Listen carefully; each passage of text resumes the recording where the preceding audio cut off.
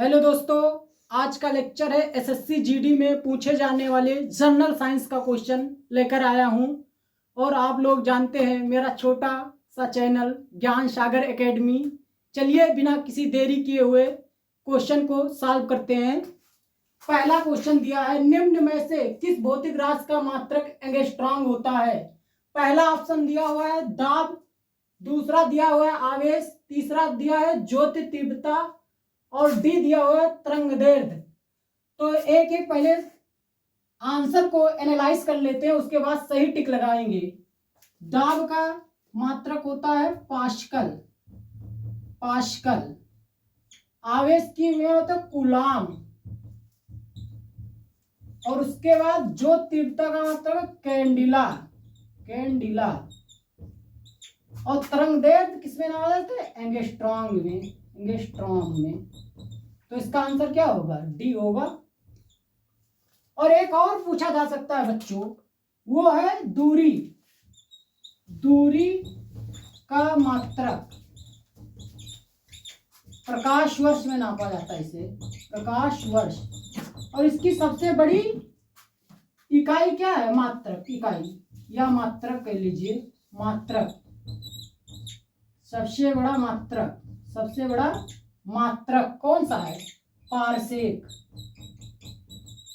या दूरी का सबसे बड़ा मात्रक है पारसेक, जो बहुत पूछे जाने वाला क्वेश्चन है। और दूसरा क्वेश्चन क्या दिया हुआ है? जल का अधिकतम घनत्व किस ताप पर होता है? तो बहुत से बच्चे -4 डिग्री सेंटीग्रेड लगा देंगे और बहुत से बच्चे 0 डिग्री, लेकिन ये गलत ऑप्शन है। देख लीजिए, जल का अधिकतम घनत्व 4 डिग्री सेंटीग्रेड पर होता है। अब इसे फार्मूले से निकालते हैं कैलकुलेशन करके। एक फार्मूला आप लोगों ने पढ़ा होगा 9th में, C/5 F-32/9। अब यहां पर रखेंगे। C का मान कितना दिया हुआ है? 4/5 F-22/9।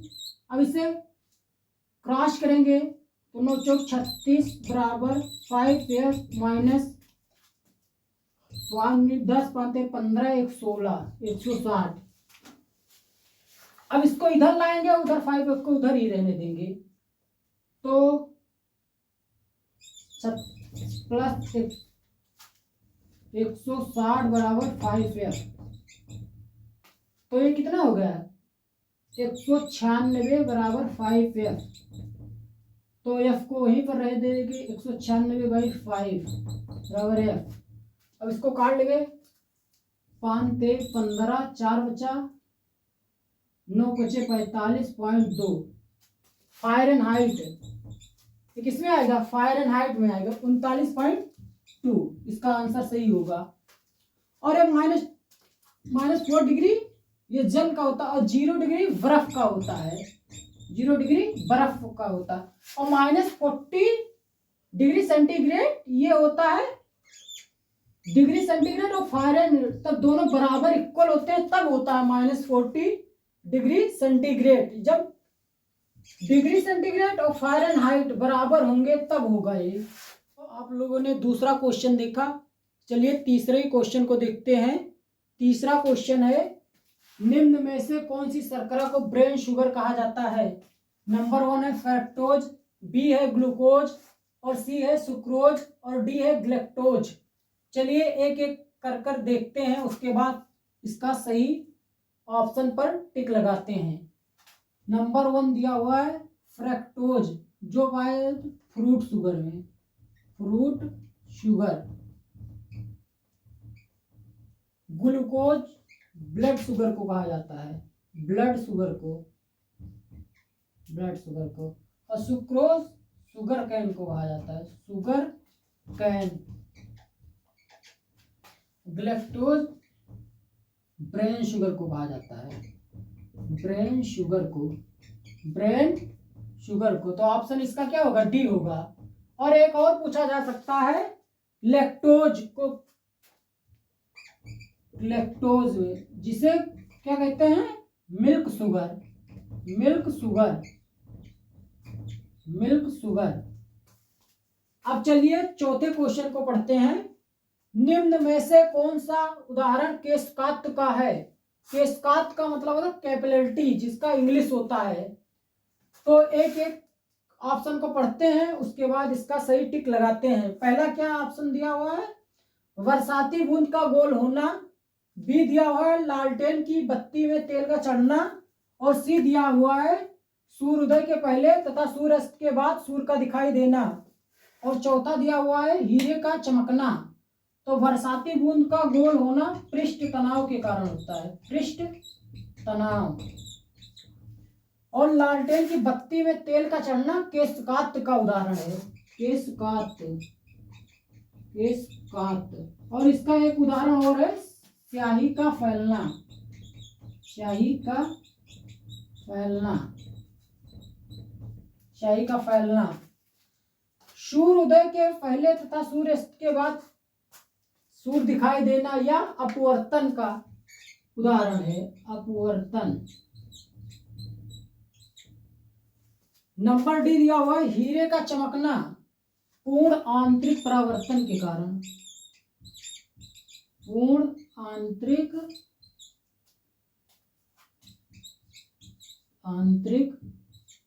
परावर्तन के कारण। और इसका एक दो उदाहरण और है, इसका मरीचिका का उदाहरण, मरीचिका जो रेगिस्तान में देखा जाता है। और तीसरा जो ऑप्टिकल फाइबर है, ऑप्टिकल फाइबर, ऑप्टिकल फाइबर। तो इसका सही ऑप्शन होगा लालटेन की बत्ती में तेल का चढ़ना केशकात का उदाहरण है। अब चलिए पांचवें क्वेश्चन को देखते हैं। पांचवा क्वेश्चन दिया हुआ है निम्न में से किसका उपयोग कृत्रिम वर्षा में होता है? ऑप्शन 1 दिया हुआ है सिल्वर क्लोराइड, बी दिया हुआ है सिल्वर नाइट्रेट, सी दिया है सिल्वर आयोडाइड और डी दिया हुआ है सिल्वर ब्रोमाइड। चलिए एक एक को पहले जानते हैं और उसके बाद इसका सही ऑप्शन पर टिक लगाते हैं। सिल्वर क्लोराइड को हॉर्न सिल्वर कहते हैं, हॉर्न सिल्वर। सिल्वर नाइट्रेट का प्रयोग इंक, इंक जो कि ओट देते समय लगाया जाता है, समय लगाया जाता है। सिल्वर नाइट्रेट का उपयोग इंक जो ओट देते समय लगाया जाता है। सिल्वर आयोडाइड को कृत्रिम वर्षा कहते हैं, कृत्रिम वर्षा। और सिल्वर ब्रोमाइड का उपयोग फोटोग्राफी में किया जाता है, फोटोग्राफी में किया जाता है। सिल्वर ब्रोमाइड का फोटोग्राफी में किया जाता है। तो इसका आंसर क्या होगा? सी, सिल्वर आयोडाइड को कृत्रिम वर्षा में होता है। केलामाइन किस धातु का अयस्क है? पहला दिया हुआ है लेड, दूसरा दिया हुआ है एल्युमिनियम और तीसरा दिया हुआ है जिंक और चौथा दिया हुआ है लोहा। तो इसका अयस्क होता है गैलेना, लेड का अयस्क होता है गैलेना, इसको पीबीएस। एल्युमिनियम का अयस्क होता है bauxite, bauxite, bauxite, bauxite, bauxite. और जिंक का होता है केलेमाइन, केलेमाइन। और लोहा का अयस्क होता है हेमनेटाइड और दूसरा का था मैग्नेटाइड।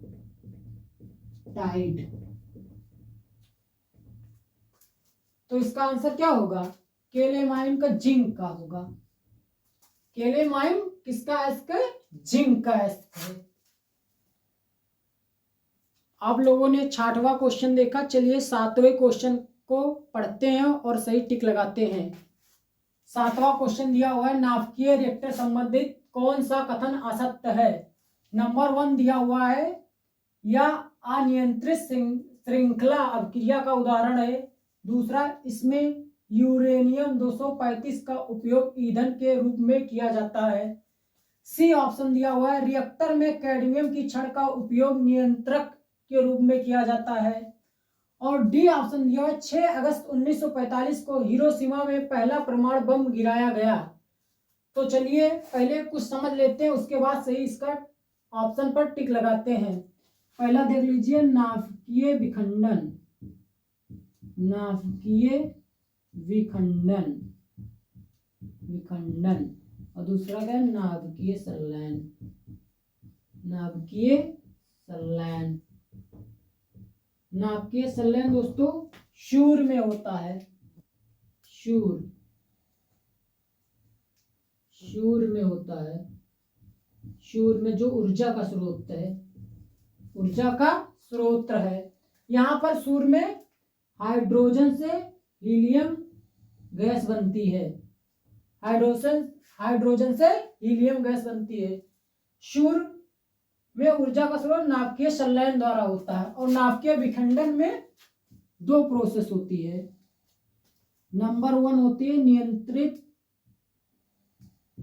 नियंत्रित, और दूसरा है अनियंत्रित, अनियंत्रित, अनियंत्रित। इसमें आता है परमाणु, परमाणु बम, परमाणु बम। और इसमें क्या आता है, इसमें 3 आता है, नियंत्रित में भी 3 आता है। पहला है ईंधन, और दूसरा है मंदक, और तीसरा है क्षण। तो मंदक यूरेनियम, यूरेनियम 235 का प्रयोग किया जाता है ईंधन के रूप में, ईंधन के रूप में 235, यूरेनियम 235। मंदक के रूप में DTO, भारी जल जिसे कहते हैं, भारी जल। और ग्रेफाइट, ग्रेफाइट। और क्षण के रूप में कैडमियम, CD, कैडमियम। और बोरान, बोरान का प्रयोग किया जाता है क्षण के रूप में। और परमाणु बम पहले 6 अगस्त 1945 को ये हिरोशिमा पर गिराया गया, हिरोशिमा पर गिराया गया। और दूसरा परमाणु बम 9 अगस्त 1945 को नागासाकी पर गिराया गया, साकी पर गिराया गया। और कौन गिराया, अमेरिका, USA ने गिराया। और परमाणु बम का नाम क्या था, 2 परमाणु बम थे, एक लिटिल था, लिटिल बॉय, और दूसरा लेट